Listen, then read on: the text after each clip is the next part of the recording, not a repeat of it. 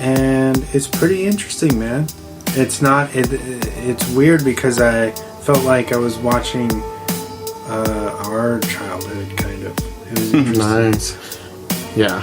Because it goes in. It's not just the punk scene. They talk about how it's all integrated. The fucking skacore, the metal, the death metal, all the different subgenres of punk, anarcho-punk, crust, grind, all this stuff that, you know, your normal person doesn't know. And it's so weird because they really went in depth, like interviewing minors. Like there was this 15-year-old that fucking, she was supporting her mom and herself by just throwing shows around the area. I wouldn't doubt it. And then it's ironic because I just went this weekend to with our friends from Mad Cow Disease. They played a backyard punk backyard ska show with Mata Mosca, right? With Mata Mosca. And it was ironic because like all the bands that I was talking to, the first thing they told me was like there's more money in backyard shows than they are at fucking venue shows. Wow. Which is more fucking ironic. So all these promoters up in LA are lowballing the shit out of bands and stuff like that.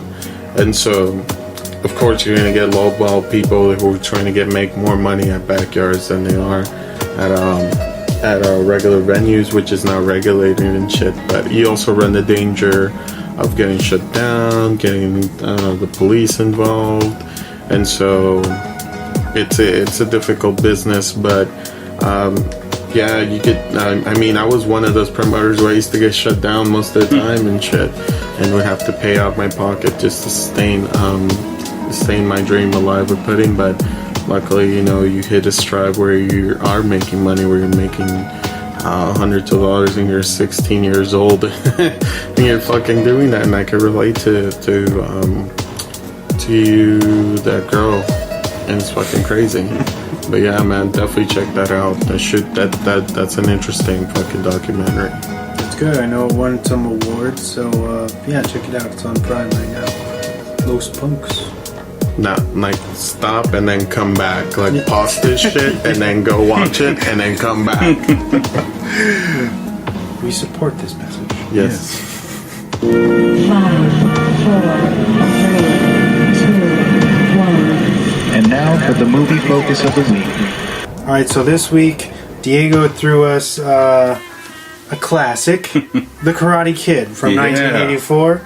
It's rated PG, surprisingly. It's under drama/sport. It's got a sweet 88 on Rotten. It's directed by John G. Avildsen. Sorry if I butchered that.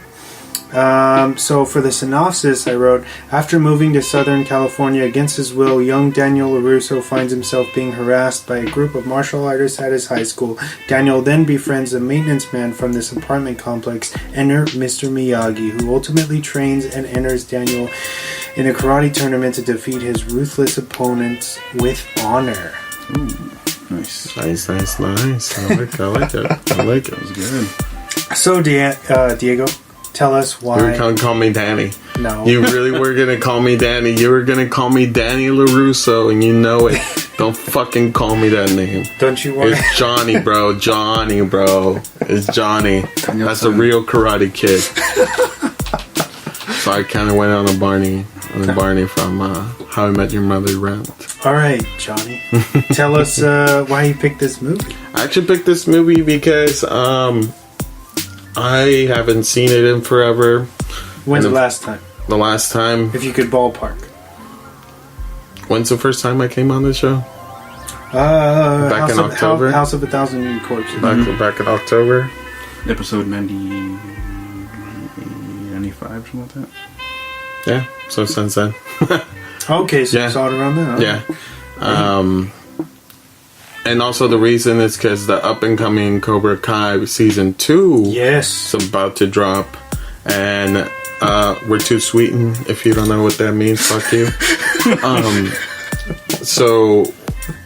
So obviously I want to, if you haven't watched this movie and you are interested in watching Cobra Kai, watch this motherfucking movie, because it is, to me, out of the three it's one of the best ones. Yeah. By No, far. yeah, Yeah, the for original. sure. By far. Two is good. 2 is a good sequel, but Yeah. the original is where it's at. What I loved about Cobra Kai season 1 is you can watch it and appreciate it and enjoy it without having known anything about Karate Kid. But as a fan, it's such a gift to Yes. to us. You know what I mean? Yes. And so James, you got to get on it. Binge watch it somehow. Guys, give him fucking hell because he hasn't watched Cobra Kai. Please DM him. Send me Hate that. message. Send me that YouTube Premium code. Give Do him. the free trial, man. They're pretty sure. YouTube Bread. Come on. Come on, YouTube. Wait, hold up. Just YouTube, wait. Just YouTube sponsor us. wait. Okay. please, sponsor this fucking show. You owe me that. YouTube Bread. Just wait till season 2 drops, All right. and then do the Just kill both of them. do the week trial and watch it all. What's so amazing about Cobra Kai, and I mean we're supposed to be talking about the Karate Kid, Yeah. but fuck you It has guys to do with it, listening. though.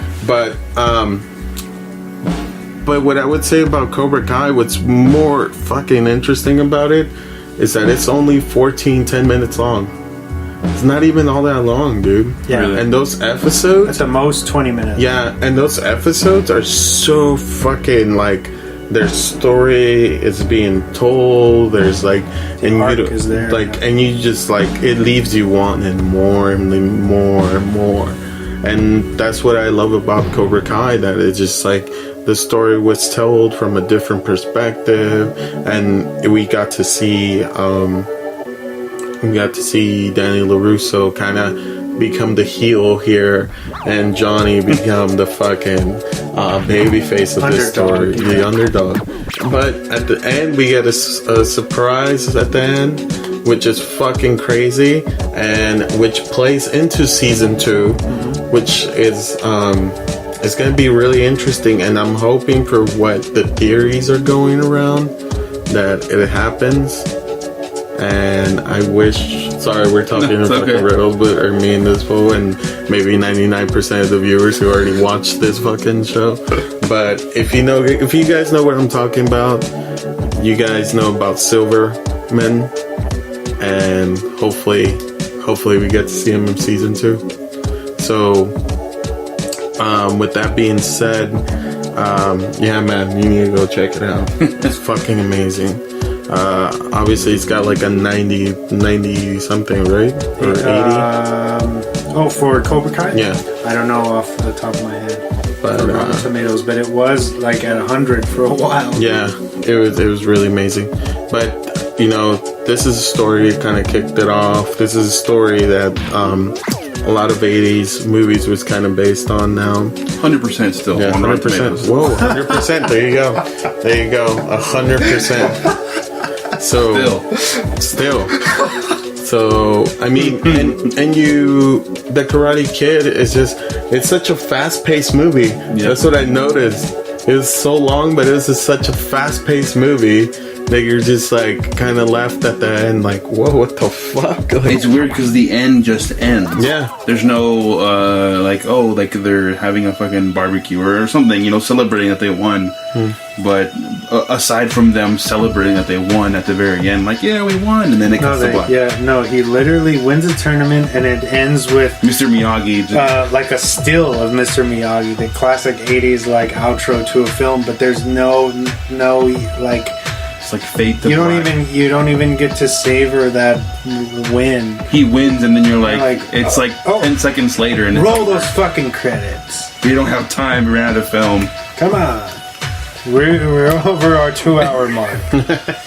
This was yeah. Go ahead. I'll go with that. You were saying? I was just gonna say this is a pretty long movie, with like the runtime, but I feel like it's justified in that it's a sports, film, kind of a family film where they're trying to get you to bond with all these characters, Yeah. and with that comes you need time to kind of You kind of connect with everybody. have them kind of go through, and this is kind of a coming of age story at the same time. And if things are pushed along too quick, then you don't really give a shit. So I think that this was well paced, and it doesn't really drag as far as being over 2 hours and 6 minutes. I think it doesn't drag anywhere. It's really well done. It was definitely one of those, like I said, a fast-paced movie. I totally forgot it was super fast-paced. You could kind of tell, like, they're grainy in the fucking when they were in the martial arts tournament. I don't know where the wide shots. The grainy shots where they're doing those wide shots. I think it was all the wide low shots. Yeah, when they were shooting, I think at a lower angle. Yeah, it was crazy. It was crazy. Like what Wes said, it might have been just the lighting that was in it that fucked up the film. It was crazy. It was really interesting to see that. And but this film still holds up, man. I feel this film still very entertaining, still very like something that I would show my nephews in you'd have a family night with this movie. All the jokes hit. That's important. And that's really important. That it's. I feel all of the comedy and even the more adult themes in this all kind of stand the test of time. Yeah. And that's why this is with everything. It's like a true classic. Yeah, it really is. To me, a cult favorite among moviegoers. This is very very good. Obviously, like the second and the third just kind of picks up where everything left off. But this one, it was different because all those movies are super differently run and everything. But this one was the most. I feel the fastest one. I think they cut 2. I think they cut 3 a little bit more down. But this is definitely a movie that still stands the test of time, bro. Hell yeah. Put him in a body bag. Yeah, it's fucking hilarious. It's super hilarious. That fucking guy in the background. It looks... Yeah, I could be wrong, but I think that's the kid from Fright Night. The friend. From the original Fright Night. I'll have to look that up or something, but yeah.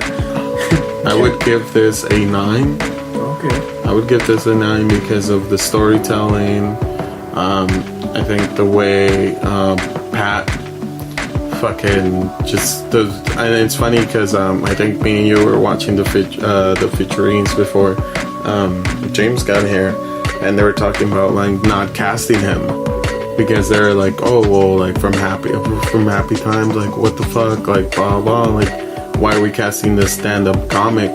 But then he made that accent, and he made that that he brought joy to the movie where it needed to be brought, and that's why I feel. And Ralph Macchio was fucking great in this movie. So was William Sapka, who is a true villain in this movie to all the extent, and all those 3 elements just mashed together to create this film.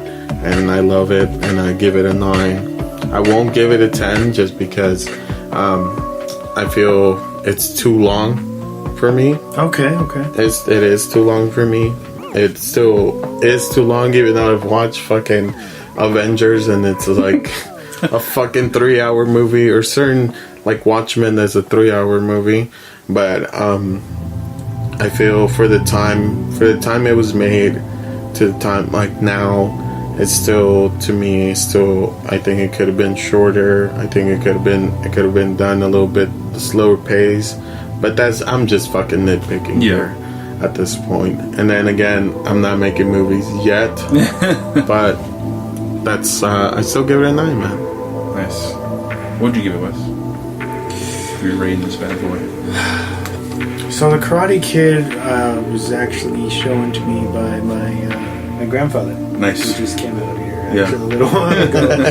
And so of course, watching all of these, I think I watched them in chronological. Yeah, the chronological. Sorry. Yeah, and I've also seen the Hilary Swank, The Next Karate Kid, which I actually think is a pretty decent movie. I remember watching that one on Disney Channel. Yeah, they would play it. Times in Disney Channel. Yeah. They would play it all the time, and that one's pretty gritty too. Because of what it means to me, I think I would I would say it's a 9 as well.